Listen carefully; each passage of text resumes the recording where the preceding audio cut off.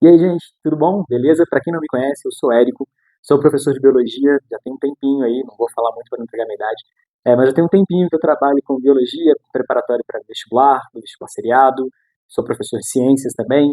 E aí eu resolvi migrar aqui para o YouTube, fazer um pouquinho, ver como é que funciona esse esquema aqui no online. E como primeiro projeto dessa minha ideia nova, eu pensei em resolver algumas questões de vestibulares que, obviamente, não são o Enem, né?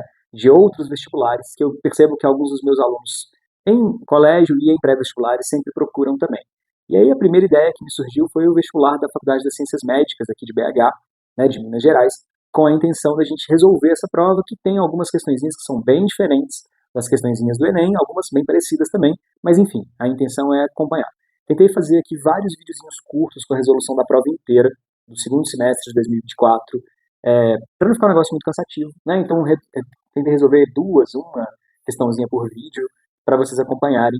Qualquer dúvida que vocês tiverem, se tiver alguma sugestão também de prova para resolver, de repente, sei lá, eu vou fazer uma faculdade tal, deixa um comentário. Eu sei que eu tenho que pedir like, eu tenho que pedir para vocês subscreverem, inscreverem no canal. Enfim, essas paradas aí todas. Tô começando agora, foi mal aí, galera. Mas enfim, se vocês puderem me ajudar e quiser contribuir com dica, falar, Érico, assim não tá legal, faz assado, talvez fique melhor. Estou à disposição de todo mundo pra gente trocar ideia, tá bom? Espero que curtam. Vou tentar.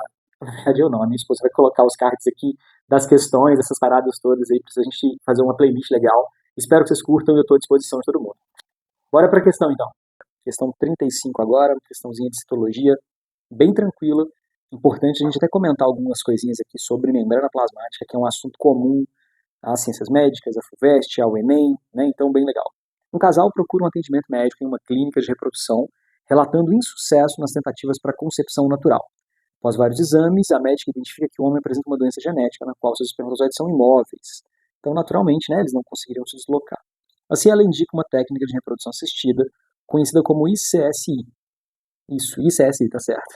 A injeção intracitoplasmática de espermatozoides. Opa, então vem para dentro do citoplasma diretamente. Que consiste na introdução de um único espermatozoide dentro do ovócito de sua mulher.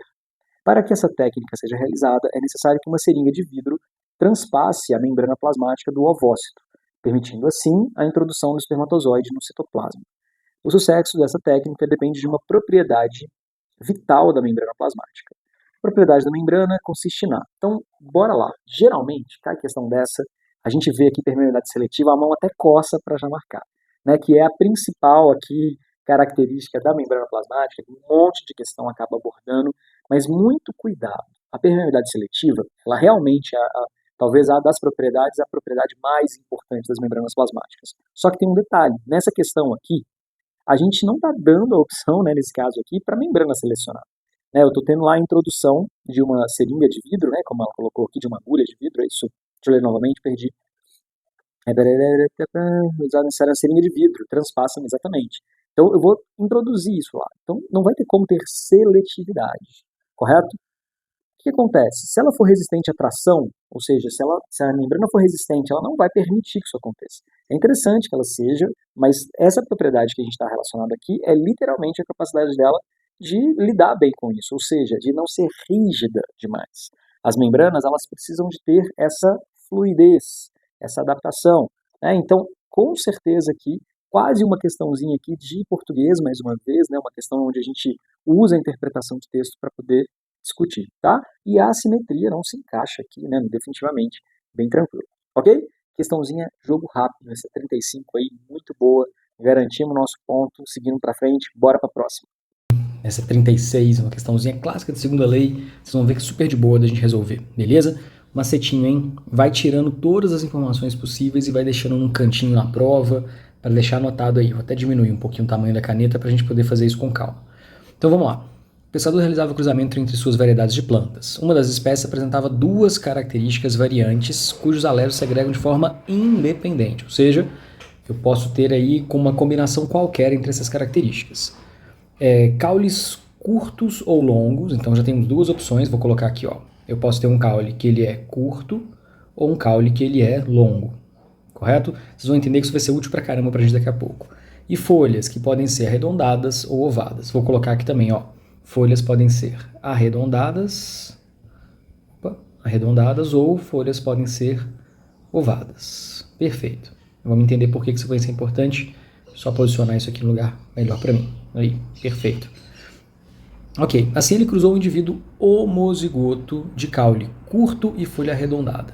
Então a gente ainda não sabe quem que é dominante, quem que é recessivo, nada disso. Então o que a gente faz aqui? Deixa eu só ajustar aqui para ficar uma definição um pouquinho melhor.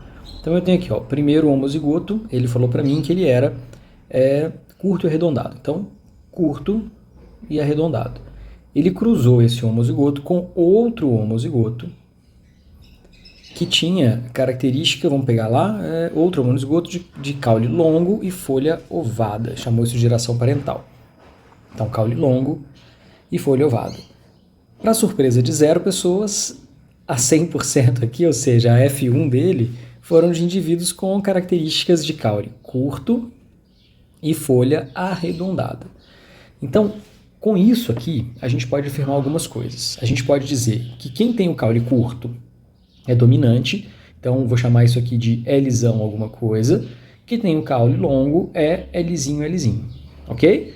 Da mesma forma, quem tem a folha arredondada, ela vai ser Azão alguma coisa, e quem tem a folha ovada vai ser Azinho, Azinho, ok? Então aqui, ó, a gente sabe que obrigatoriamente esse indivíduo aqui ele vai ser Lzão, Lzinho, Azão, Azinho, porque ele é filho de indivíduos que são homozigotos para essa característica.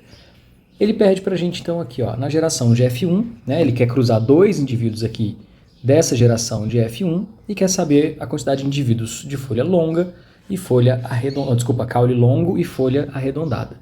Como que a gente sabe, galera, fazer isso aqui? Tem duas formas. Primeira, decorebinho. Né? A gente sabe que na segunda lei de Mendel, a gente vai ter uma proporção de 9 para 3, para 3, para 1. 9, 3, 3 e 1 significa a frequência de fenótipos que aparecem. Então, 9 significa que vai ser tudo homozigoto, ou seja, aqui seria curto e arredondado.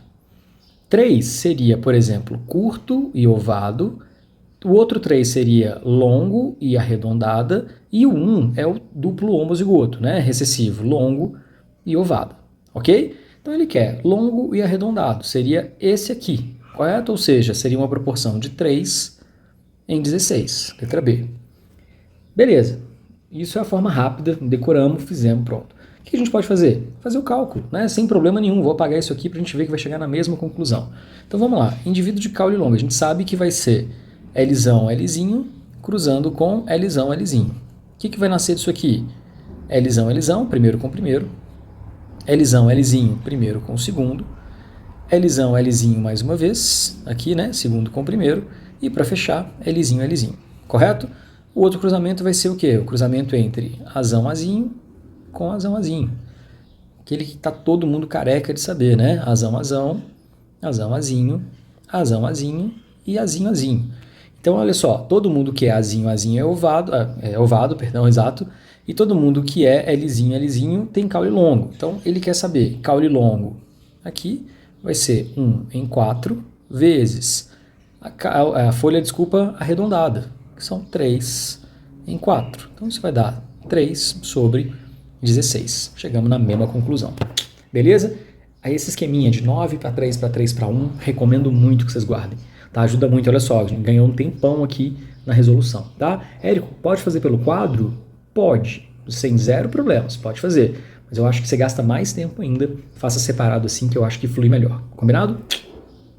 Galera, então, ó, para facilitar a vida de todo mundo, gravei todas as questões desse vestibular aí, 2024, do segundo semestre. Estão separadinhas nos cards que vão aparecer por aí. Fiz uma playlist também, então, caso você queira resolver a questão 25, 22, 40, enfim, é que você precisar, dá uma olhadinha aí, dá uma moral, tá bom? Quem puder se inscrever, clicar no sininho, e tem outra coisa que tem que falar, dá o joinha, curtir e comentar, ajuda muito, tá bom? Valeu, beijo para todo mundo, espero ter ajudado.